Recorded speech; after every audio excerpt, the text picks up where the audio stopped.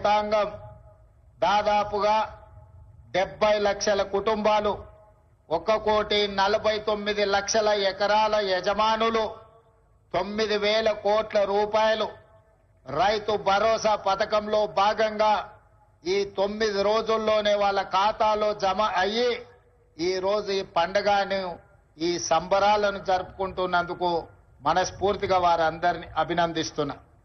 ఒక ప్రజా ప్రతినిధిగా ప్రజల ఆశీర్వాదంతో ముఖ్యంగా తెలంగాణ రైతాంగం అండగా నిలబడి ఒక జడ్పీటీసీగా శాసన మండలి సభ్యుడిగా శాసనసభ్యుడిగా పార్లమెంట్ సభ్యుడిగా ఈనాడు తెలంగాణ రాష్ట్రానికి అతి చిన్న వయసులో ముఖ్యమంత్రిగా అవకాశాన్ని ఇచ్చి ఆశీర్వదించిన లక్షలాది మంది తెలంగాణ రైతాంగానికి మనస్ఫూర్తిగా నేను కృతజ్ఞతలు తెలియజేస్తున్న మిత్రులారా మీకు అందరికీ తెలుసు ఈ తెలంగాణ గడ్డ మీద నుంచి ఆనాడు భూమి కోసం భుక్తి కోసం విముక్తి కోసం జరిగిన సాయుధ రైతాంగ పోరాటాలు మీకు తెలుసు.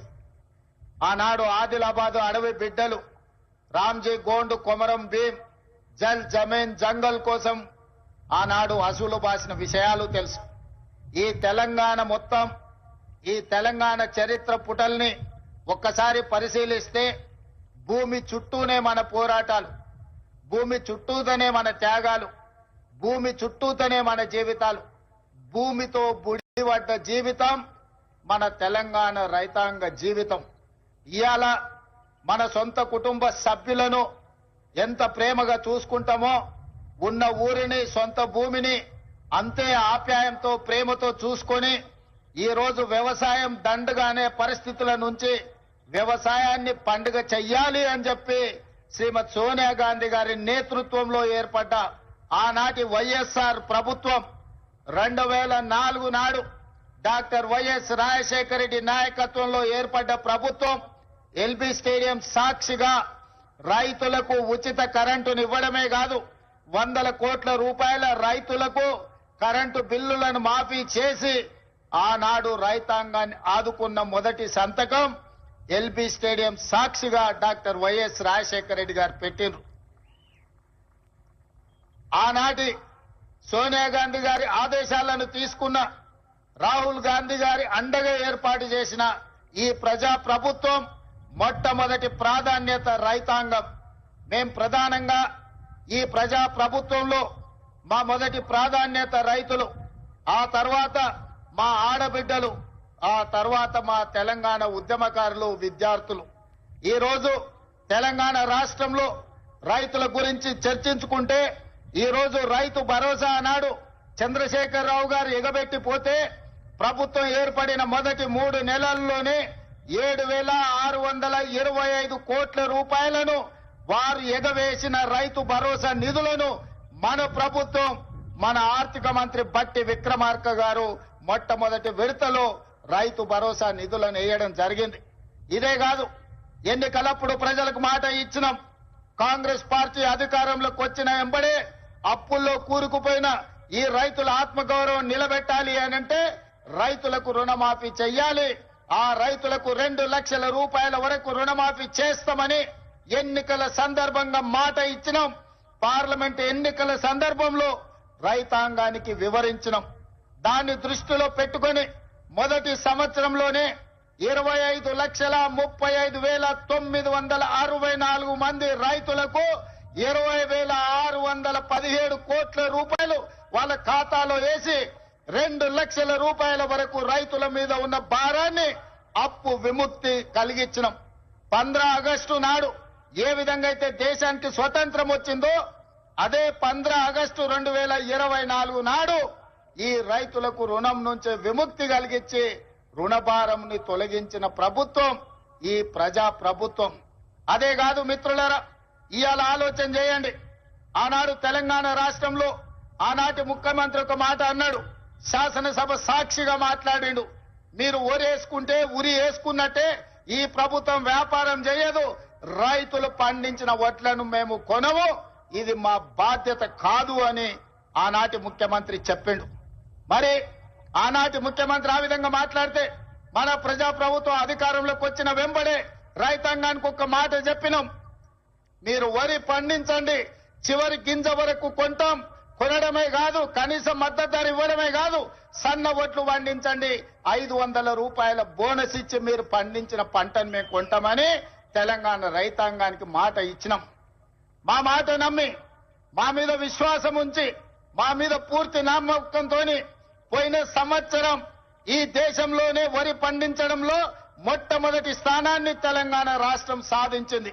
2,80,00,000 మెట్రిక్ టన్నుల వడ్లను ఉత్పత్తి చేసి దేశంలోనే మొదటి స్థానంలో నిలబడ్డ తెలంగాణ రాష్ట్రం సన్న వడ్లకు 500 రూపాయల బోనస్ ఇవ్వడమే కాదు, మీరు పండించిన పంట వడ్లకు 48 గంటల్లోనే మీ ఖాతాలో నగదు బదిలీ చేసినాం. ఆనాడు తాలు పేరు మీద, ఆనాడు తడి పేరు మీద, తుట్టి పేరు మీద క్వింటాల్కు 10 కిలోలు దళారులు దోసుకుంటుంటే మనం ప్రభుత్వంలోకి వచ్చిన తర్వాత ఈ దళారులను, ఈ మిల్లర్లను ఎవరైతే మోసం చేస్తుండ్రో మీ తోలు తీస్తాం, 1 కిలో కూడా తక్కువ తూకం చేసినా మీ తోలు ఒలుస్తామని చెప్పి తాలు పేరు మీద, తడి పేరు మీద జరుగుతున్న దోపిడీని నిలువరించి రైతులను ఆదుకున్న చరిత్ర ఈ రోజు మన ప్రభుత్వాన్ని అని చెప్పి నేను ఈ సందర్భంగా చెప్పదలుచుకున్న మిత్రులారా ఇవాళ దేశంలో తలెత్తుకొని గర్వంగా నిలబడి ఈ దేశంలోనే అత్యధికంగా వరి ధాన్యాన్ని ఉత్పత్తి చేసే రాష్ట్రం మాది. మా దగ్గర గిట్టుబాటు ధరనే కాదు 500 రూపాయల బోనస్ ఇస్తున్నామని చెప్పి గర్వంగా చెప్పుకునే రాష్ట్రం ఏదైనా తెలంగాణ దేశంలో ఉంది అంటే అది తెలంగాణ రాష్ట్రం అన్న సంగతి నేను గుర్తు చేయదలుచుకున్న మిత్రులారా. ఇవాళ మీరు ఆలోచన చేయండి. చాలా మంది అన్నారు, వాళ్ళకి తెలుసు వాళ్ళు ఏ విధంగా రాష్ట్రాన్ని దివాలా తీపిచ్చిండ్రు. ఒక క్యాన్సర్ పేషెంట్ చూడడానికి బాగా కనిపించినా కిడ్నీలు దెబ్బతిని, గుండె దెబ్బతిని, రక్తము సరైన బీపీ షుగర్లు అన్ని క్యాన్సర్ ఉండి చనిపోయే ముందు ఏ విధంగా ఉంటాడో రాష్ట్ర ఆర్థిక వ్యవస్థను చంద్రశేఖరరావు గారు క్యాన్సర్ బారిన పడేసినట్టు పడేసి 8,29,000 కోట్ల రూపాయలతో మాకు అప్పచెప్పిండు మిత్రులారా. ఆనాడు ధనిక రాష్ట్రం 16,000 కోట్ల రూపాయల మిగులు బడ్జెట్ తోని అప్పచెప్తే 10 ఏళ్లలో 8 లక్షల కోట్ల రూపాయల అప్పు చేశాడు. ఇవాళ వాళ్ళు గొప్పలు చెప్తున్నారు. ఆయన శని మామ, శకుని మామ, అల్లుడేమో శనీశ్వర అల్లుడు ఇవాళ మాట్లాడుతున్నాడు. శకుని మామకు తగ్గట్టు శనీశ్వరపు అల్లుడు జమైండు. ఇవాళ మీరేం చేసిండ్రయా రైతులకు అంటున్నాడు. ఆనాడు రైతు భరోసా ఇవ్వాలంటే కోకపేటలో భూములు అమ్మిండు. రైతు రుణమాఫీ చెయ్యాలంటే ఔటర్ రింగ్ రోడ్డును తెగనమ్మిండు. రైతుల పేర్ల మీద అప్పులు చేసిండు, రైతుల పేరు మీద దోపిడీ చేసిండు. రైతులకు నీళ్లు ఇస్తున్నాని కాళేశ్వరం పేరు మీద 1,00,000 కోట్ల రూపాయలు కొల్లగొట్టిండు. ఇవాళ రైతుల ముసుగులో రైతు సెంటిమెంట్ ను అడ్డం పెట్టుకుని ఆనాడు భూములు అమ్ముకోవడమే కాదు, ఔటర్ రింగ్ రోడ్డును తాకట్టు పెట్టడమే కాదు, 1,00,000 కోట్ల రూపాయలు కాళేశ్వరంలో కట్టడం కూలడం జరిగింది. ఇవాళ రైతు సెంటిమెంట్ ను వాళ్ళ ఆదాయ వనరుగా మార్చుకున్నారు. ఇవాళ 1,000 కోట్ల రూపాయలు సంపాదించుకున్నారు. నేను ఈ వేదిక మీద నుంచి అడగదలుచుకున్నా, తెలంగాణ రాష్ట్రం రాకంటే ముందు మీ ఆర్థిక పరిస్థితి ఏంది? ఇవాళ మోయినాబాద్ లో Harish Rao farm house ఎట్లొచ్చింది, జన్వాడలో KKR కు ఫామ్ హౌస్ ఎట్లొచ్చింది, గజ్వేల్ ఎర్రవల్లిలో కేసీఆర్ కు 100 ఎకరాల ఫామ్ హౌజులు ఎట్లొచ్చినాయి, ఇవాళ టీవీలు ఎట్లొచ్చినాయి, పేపర్లు ఎట్లొచ్చినాయి, 1,000 కోట్ల రూపాయల పెట్టుబడులు మీకెట్లొచ్చినాయి? మరి మీరేమో 1,000 కోట్ల రూపాయల అధిపతులుగా మారిండ్రు, మీరు ఐశ్వర్యవంతులైనరు. రాష్ట్రం ఎందుకు దివాలా తీసింది? రాష్ట్రానికి 8 లక్షల కోట్ల రూపాయల అప్పెట్లొచ్చిందని నేను అడుగుతున్నా. 10 ఏళ్లల్లా ఆగర్భ శ్రీమంతులు మీరైనరు. అమీర్ల లాగా నిజాం నవాబుల కంటే ధనవంతులుగా మీరు మారినరు. దేశంలోనే ధనిక రాష్ట్రమైన తెలంగాణ ఇవాళ దివాలా తీసింది. చివరికి 1,00,000 రూపాయల రుణమాఫీ చేస్తాన్న మీరు 4 విడతలు అన్నారు. అసలు మీరన్నారు మిత్తి మీరే కడతా అన్నారు. అసలు లేదు, మిత్తి లేదు. ఇవాళ రైతులను దివాలా తీపించిన పరిస్థితి మీది. అక్కడి నుంచి ఒక్కొక్కటిగా సరిదిద్దుకుంటూ ఇవాళ నేను చెప్పదలుచుకున్నా. ఇవాళ విద్యార్థులారా మీరు గుర్తు చేసుకోండి, మీ పాఠశాలలు మూసేసే పరిస్థితి, వేలాది పాఠశాలలు మూపించండు. ప్రభుత్వ నోటిఫికేషన్లు ఇవ్వలే. ఉద్యోగాల నోటిఫికేషన్ల కోసం ఇందిరా పార్క్ దగ్గర, లేకపోతే అశోక్ నగర్ చౌరస్తా దగ్గర, దిల్సుఖ్నగర్ చౌరస్తా దగ్గర, అమీర్పేట్ చౌరస్తా దగ్గర వేలాది మంది విద్యార్థుల నిరసన కార్యక్రమాలు ఆనాడు ఉద్యోగాల కోసం చేశారు. కానీ మన ప్రభుత్వం వచ్చిన తర్వాత మేము మీద నోటిఫికేషన్లు ఇస్తే ఇన్ని నోటిఫికేషన్లు ఎంబడెంబడే వద్దు, మేము చదువుకోలేకపోతున్నాం, నోటిఫికేషన్లను వాయిదా వేయండి అని ఈ దేశంలో ఏదైనా ఒక రాష్ట్రంలో ధర్నా జరిగిందంటే అది తెలంగాణ రాష్ట్రంలోనే. 10 ఏళ్లు వాళ్ళు చేయలేని పని మొదటి సంవత్సరంలోనే 60,000 ప్రభుత్వ ఉద్యోగ నియామకాలు చేపట్టి, ఒకవేళ లెక్క తప్పంటారని ఎల్బీ స్టేడియంలో ఎక్కడైతే మేము బాధ్యత చేపట్టినామో ప్రతి నిరుద్యోగ యువకుని వాళ్ళ తల్లిదండ్రులతో అక్కడికి పిలిపించి వాళ్ళకు నియామక పత్రాలు అందించి తలలు లెక్కబెట్టి 60,000 మంది నిరుద్యోగ యువకులకు ఈ దేశంలో ఒక్క సంవత్సరంలో ఉద్యోగాలు ఇచ్చిన ప్రభుత్వం ప్రజా ప్రభుత్వం, మన ప్రభుత్వం.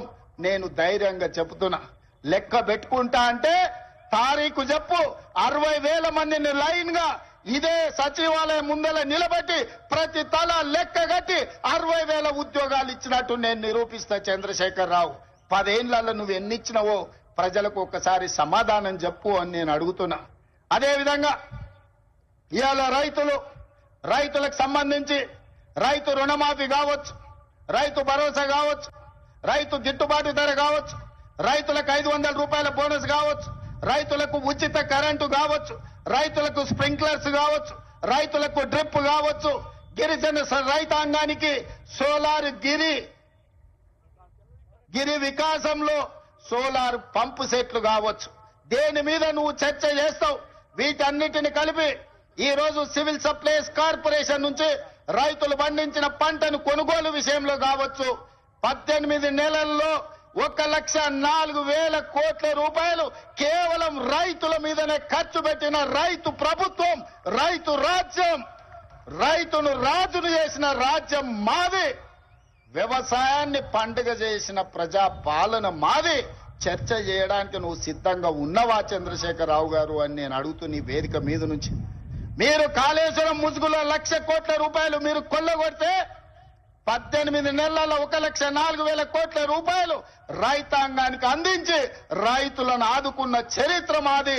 వ్యవసాయం అంటే 10 మందికి సాయం, రైతును రాజును చేయాలి, వ్యవసాయాన్ని పండుగ చేయాలన్న ఒక ఉక్కు సంకల్పంతో ఎన్ని కష్టాలు వచ్చినా ఎంతమంది తిట్టినా తిట్లన్నిటిని ఓర్చుకొని ఇవాళ ఈ ప్రజా ప్రభుత్వాన్ని ముందుకు తీసుకెళ్తున్న మిత్రులారా. ఇవాళ మహిళల విషయంలో మీరు చూడండి, ఆర్టీసీలో ఉచిత ప్రయాణం కావచ్చు, ఆడబిడ్డలకు పెట్రోల్ బంకుల నిర్వహణ కావచ్చు, ఆడబిడ్డలకు సోలార్ బిజినెస్ కావచ్చు, అదానీ అంబానీలతో పోటీ పడే విధంగా ఇవాళ 1000 మెగావాట్ల సోలారు విద్యుత్ ఉత్పత్తి సామర్థ్యాన్ని విద్యుత్ శాఖతో ఒప్పందం చేపించి 1,00,000 మంది మహిళల్ని కోటీశ్వరులను చెయ్యాలని ఉక్కు సంకల్పంతో ఇవాళ మేము ముందుకు వెళ్తున్నాం. ఇవాళ ఆడబిడ్డలకు ఒక్క సంవత్సరంలో 21,000 కోట్ల రూపాయలు జీరో వడ్డీతో ఇవాళ ఆడబిడ్డలను ఆదుకున్నాం. అదే కాదు, హైటెక్ సిటీ పక్కన విప్రో, ఇన్ఫోసిస్ కార్పొరేట్ కంపెనీల పక్కన 4 ఎకరాలు శిల్పారామం పక్కన ఇచ్చి 150 షాపులు సెల్ఫ్ హెల్ప్ గ్రూపులు ఉత్పత్తి వస్తువులను అమ్ముకోవడానికి ఇవాళ వాళ్ళకి అక్కడ స్థలాన్ని కేటాయించినాం. ఇవాళ ఆడబిడ్డలు ఆర్టీసీలో ఉచిత బస్సు ప్రయాణం కాదు, 1000 బస్సులను కొని ఆర్టీసీకి కిరాయికి పెట్టుకునే ఆర్థిక స్తోమత ఇవాళ ఆడబిడ్డలకు అందించినాం. ఇవాళ ఐకేపీ కేంద్రాలు 8,000 ఐకేపీ కేంద్రాలు ఇవాళ ఆడబిడ్డల చేతుల్లో పెట్టినాం. గ్రామాలలో ఉన్న పాఠశాలల్ని అమ్మ ఆదర్శ పాఠశాల మీద ఆడబిడ్డల చేతిలో పెట్టి పిల్లల భవిష్యత్తు ఆడబిడ్డల చేతిలో భద్రమని ఇవాళ అమ్మ ఆదర్శ పాఠశాలలు తీసుకొచ్చినాం. ఇవాళ పాఠశాలల్లో పిల్లల బట్టలు ఒకనాడు కార్పొరేట్ కంపెనీలు కుట్టేవి, ఇవాళ వాటిని రద్దు చేసి ఆడబిడ్డలకే బట్టలు కుట్టే వ్యాపారాన్ని ఇవాళ ఆడబిడ్డలకే అందించినాం. ఇప్పుడు పాఠశాలల్లో తిను వస్తువులను, కూరగాయలను, పాలు, పండ్లు అన్ని సరఫరా ఒకప్పుడు వ్యాపారాలు కార్పొరేట్ సంస్థలు చేస్తుంటే వాటన్నిటిని రద్దు చేసి స్వయం సహాయక సంఘాలకు అందించి ఇవాళ ఆడబిడ్డల చేతుల్లో పిల్లల భవిష్యత్తు భద్రంగా ఉంటుంది అని ఇవాళ ఆడబిడ్డలకు అప్పచెప్పినాం. అందుకే మిత్రులారా, రైతులు కావచ్చు, మహిళలు కావచ్చు, నిరుద్యోగ యువకులు కావచ్చు, ఈ ప్రజా పాలనలో భద్రంగా ఉండాలి అని మేము ఈరోజు ప్రయత్నం చేస్తున్నాం. అందుకే ఈ వేదిక మీద నుంచి 4 కోట్ల తెలంగాణ ప్రజలకు విజ్ఞప్తి చేస్తున్నా. ఆలోచన చేయండి, అంచనా వేయండి, బేరీజు కట్టండి. 10 ఏళ్ల వాళ్ళ పాలన ఎట్లుందో, 18 నెలల్లో మా మిత్రుల పరిపాలన ఎట్లుందో మీరు చర్చ పెట్టండి. చెట్టు కింద పెట్టండి, పెళ్లి కాడ పెట్టండి, సావు దగ్గరకు పోయినప్పుడు మాట్లాడండి, కళ్ళు కాంపౌండ్ కాడ మాట్లాడండి, దావత్ కాడ మాట్లాడండి, ఏడికెళ్ళినా చర్చ పెట్టండి. 10 ఏళ్లలో ఆయన చేసిందేందో, 18 నెలల్లో మనం చేసిందేందో చర్చ పెట్టండి. చంద్రశేఖరరావు గారు ఇవాళను కుట్రలు కుతంత్రాలతోని ఆనాడు కృష్ణా నది మీద కాంగ్రెస్ పార్టీ ఉమ్మడి రాష్ట్రంలో ప్రారంభించిన ప్రాజెక్టులు 10 ఏళ్లలో ఏ ఒక్కటి పూర్తి చేయలే.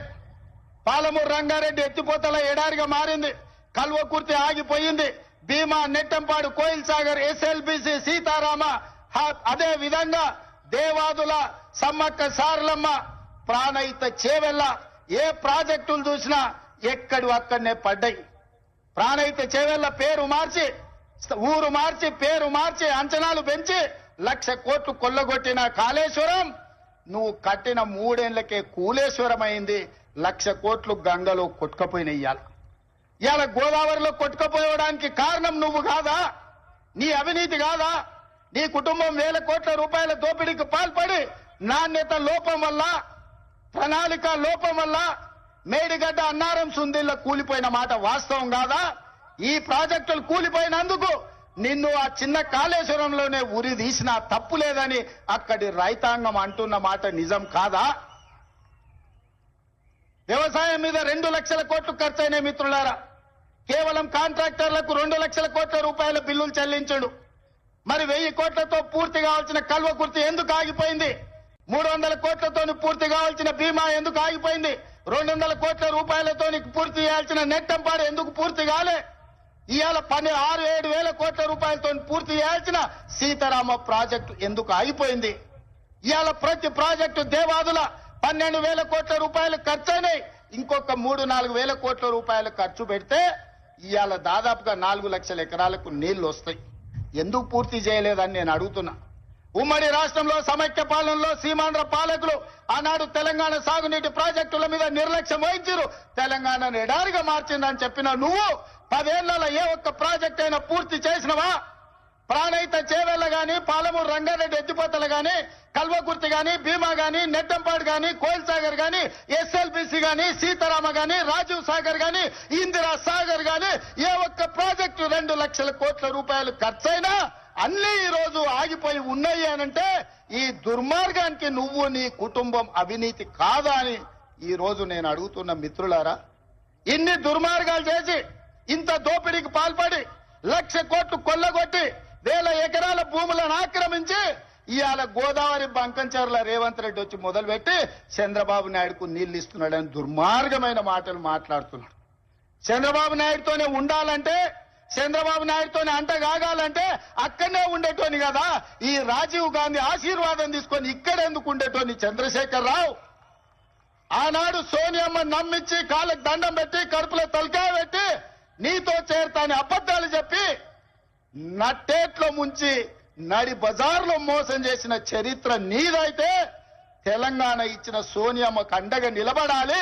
ఆమె బిడ్డగా ఈ తెలంగాణలో ప్రజా ప్రభుత్వాన్ని తేవాలి అని చంద్రబాబు నాయుడును కాదనుకొని ఇవాళ కాంగ్రెస్ పార్టీలో చేరి ప్రజా ప్రభుత్వం రావడానికి మీ అందరితో కలిసి కదం కదం కలిపిన మిత్రులారా, ఇవాళ నేను అడుగుతున్న సూటిగా చంద్రశేఖరరావును, నిజంగా నీకు ధైర్యం ఉంటే, నీలో నీతి నిజాయితీ ఉంటే, చిత్తశుద్ధి ఉంటే గోదావరి బంకంచర్ల గోదావరి నది జలాల మీద శాసనసభలో చర్చ పెడదాం.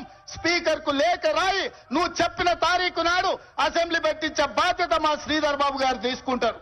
నువ్వు నేను చర్చ చేద్దాం.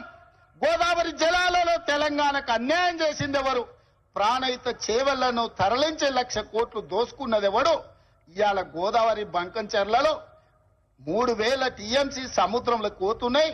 రాయలసీమకు తరలించమని చెప్పింది నువ్వు కాదా? 2016లో మొత్తం వివరాలతో నేను వస్తా, నువ్వు సిద్ధంగా ఉన్నావా? నువ్వు చెప్పినాకనే కదా ఉమాభారతి గారి ఆదేశాల మేరకు చంద్రబాబు నాయుడు గారు 2016లో ఆనాడు జీవో ఇచ్చిండు. గోదావరి నుంచి బంకంచర్లకు నీళ్లు తరలించడానికి, హంద్రీ నీవాకు 400 టీఎంసీలు తరలించడానికి 2016లోనే జీవో ఇచ్చిన మాట వాస్తవం కాదా? 2018లో వ్యాప్కోస్ ను నియమించింది నిజం కాదా? వ్యాప్కోస్ సంస్థ 400 టీఎంసీలు గోదావరి జలాలను హంద్రీ నీవాకు బంకచర్ల ద్వారా తరలించడానికి ప్రాజెక్టు రిపోర్ట్ ఇచ్చిన మాట వాస్తవం కాదా? ఇవన్నీ నీ నాయకత్వంలో నువ్వు ఇచ్చిన బోడి ఉచిత సలహాలతోటి ఈ రోజు గోదావరిలో 3000 టీఎంసీలు నీళ్లు సముద్రంలో పోతున్నాయని నీ దిక్కుమాలిన సూచనలతోనే ఈ రోజు ఈ దరిద్రం దాపరించిన మాట నిజం కాదా? ఇవాళ నువ్వు చర్చకు సిద్ధంగా ఉన్నావా? గోదావరి జలాలను రాయలసీమకు తరలించకపోయినని రోజమ్మ పెట్టిన రాగి సంకటి రొయ్యల పులుసు తిని రాయలసీమను రతనాల సీమ చేస్తా అని చెప్పిన చవటవు నువ్వు కాదా అని నేను అడుగుతున్నా. నీకు జీవితం ఇచ్చి నీకు బతకడానికి నీడనిచ్చి నిన్ను ప్రజాప్రతినిధిగా చేసి తెలంగాణ ముఖ్యమంత్రిని చేసిన తెలంగాణని ఎడారిగా మార్చి వందలాది గోదావరి టీఎంసీల నీళ్లను రాయలసీమకు తరలించమని చెప్పింది నువ్వు కాదా? ఇవాళ నువ్వు సిద్ధంగా ఉన్నవా నేను అడుగుతున్న చంద్రశేఖర్ రావు గారు. నీ వంది మాగదులతో మాట్లాడించడం కాదు, నీ శనీశ్వరుడైన అల్లుడితో మాట్లాడించడం కాదు. నేను సిద్ధంగా ఉన్నా. గోదావరి బంకంచెల్ల ప్రాజెక్టు మీద నువ్వు చర్చకు రా. స్పీకర్ గారికి ప్రధాన ప్రతిపక్ష నాయకుడిగా లేఖ రాయి. శాసనసభ సమావేశాలు పెడతాం, ఎదురెదురుగా నిలబడతాం, మాట్లాడదాం. ఎవరు నిజాలు, ఎవరు జీవోలు ఇచ్చారు, ఎవరు తెలంగాణను దెబ్బతీసిండ్రో, ఎవరు నువ్వు తెలంగాణను దోక చేసిండ్రో, ఎవరు కాళేశ్వరం కడితే కూలేశ్వరమైందో చర్చ చేయడానికి నువ్వు సిద్ధంగా ఉన్నవా? ఒకరోజు గోదావరి మీద చర్చిద్దాం, రెండో రోజు కృష్ణానది జలాల మీద చర్చిద్దాం. ఉమ్మడి రాష్ట్రానికి ఆనాడు బచావత్తు ట్రిబ్యునల్ 811 టీఎంసీలు ఏకంగా కేటాయిస్తే 811 టీఎంసీలలో తెలంగాణ రాష్ట్రం విడిపోయినప్పుడు నువ్వు పోయి చంద్రబాబు నాయుడు దగ్గర వంగి వంగి సంతకం పెట్టి 512 టీఎంసీలు ఆంధ్రప్రదేశ్ తీసుకోండి, 299 టీఎంసీలు నాకు సరిపోతాయని సంతకం పెట్టింది నువ్వు కాదా? ఇవాళ కాగితాలని శాసనసభ ముందు పెడతా, నువ్వు చర్చకు సిద్ధంగా ఉన్నవా? 10 ఏళ్లలో ఏ ఒక్క రోజు కూడా కాగితాలు రాసుకొని పంపకాలు చేసుకున్నా 299 టీఎంసీ నీళ్లు ఎన్నడూ వాడలే. 200 టీఎంసీలు కూడా నికరంగా ప్రతి సంవత్సరం వాడలే. కేటాయింపులు 68% పరివాహక ప్రాంతం తెలంగాణ ప్రాంతంలో ఉంది, ఓన్లీ 32% ఆంధ్రప్రదేశ్ లో ఉంది. ఆ లెక్క ప్రకారం అంతర్జాతీయ జల విధానంలో 555 టీఎంసీలు తెలంగాణ రాష్ట్రానికి రావాలి. కానీ ఆంధ్రప్రదేశ్ కి 512 టీఎంసీలు ఇచ్చి తెలంగాణకు కేవలం 299 టీఎంసీలు సంతకం పెట్టి శాశ్వతంగా తెలంగాణకు మరణ శాసనం రాసింది చంద్రశేఖరరావు కాదా? సంతకాలతో సహా ఆధారాలతో సహా అసెంబ్లీకి వస్తా, చర్చించడానికి నువ్వు సిద్ధంగా ఉన్నవా అని నేను అడుగుతున్నా. ఆనాడు నువ్వు ముఖ్యమంత్రి ఉన్నప్పుడే రాయలసీమలో ముచ్చుమరి కట్టింది చంద్రబాబు నాయుడు, నిజం కాదా? ఆనాడు నువ్వు అధికారంలో ఉన్నప్పుడే జగన్మోహన్ రెడ్డి ఇదే ప్రగతి భవన్ లో రాయలసీమ లిఫ్ట్ ఇరిగేషన్ కు జీవోలు ఇచ్చి టెండర్లు పిలిచింది, నిజం కాదా? పోతిరెడ్డి పాడు పొక్కను పెద్దది చేసి రోజుకు 10 టీఎంసీల నీళ్లను తరలించకపోవడానికి సంతకాలు చేసి ప్రణాళికలు అమలు చేసింది నువ్వు ముఖ్యమంత్రిగా ఉన్నప్పుడు కాదా? ఆధారాలతో సహా నేను వస్తా, నువ్వు రా చర్చకు. కృష్ణా నది మీద మనకు రావాల్సిన నీళ్లను శాశ్వతంగా ఆంధ్రప్రదేశ్ కు తాకట్టు పెట్టి తెలంగాణ రైతాంగం మీద మరణ శాసనం రాసింది నువ్వు కాదా? చేసిన తప్పులను కప్పుపుచ్చుకొని మొక్కం జల్లక ఫామ్ హౌస్ లో పడుకొని ఇవాళ నీ అల్లుడిని ఊరి మీద వదిలేసి అచ్చోసిన ఆంబోతులాక నన్ను తిడుతున్నాడు. నేనేం చేసినా? నేను వచ్చినాక సీతారామక్క నీటికి 65 టీఎంసీల కేటాయింపులు తీసుకొచ్చిన. ఇవాళ సమ్మక్క సారలమ్మ ప్రాజెక్టు నీటి కేటాయింపుల కోసం మోడీతో కొట్లాడుతున్నా. నువ్వు వదిలేసిన తుమ్మిడి ఏటిని ఇవాళ ఎట్లయినా కట్టి ఆ తుమ్మిడి ఏటి ద్వారా శ్రీపాద ఎల్లంపల్లి శ్రీరామ్ సాగర్ కు నీళ్లు తెచ్చి ఈ రోజు ఉత్తర తెలంగాణను సస్యం సామలం చేయాలని నేను ప్రయత్నం చేస్తున్నా. నువ్వు ఆపేసిన పాలమూరు కావచ్చు, నువ్వు ఆపేసిన కల్వకుర్తి కావచ్చు, నువ్వు వదిలేసిన నెట్టంపాడు కావచ్చు, నువ్వు నిర్లక్ష్యం వహించిన భీమా ప్రాజెక్టులను పూర్తి చెయ్యాలని ఈ రోజు నేను నిరంతరం ప్రయత్నం చేస్తున్నా. నీ తప్పిదాలను కప్పిపుచ్చుకోవడానికి ఇప్పుడు చెప్పిండంట ఆయనకు, నీకిగా సంజీవిని గోదావరి జలాలే అని, సచినోని బతికిచ్చేది గోదావరి జలాలే అని. అసెంబ్లీ అప్పుడు అధికారం పోయింది, పార్లమెంట్ అప్పుడు డిపాజిట్లు పోయినాయి, 0 వచ్చింది. శాసన మండలికి వచ్చే వరకల్లా పోటీ చేయడానికి అభ్యర్థులు దొరకలేదు.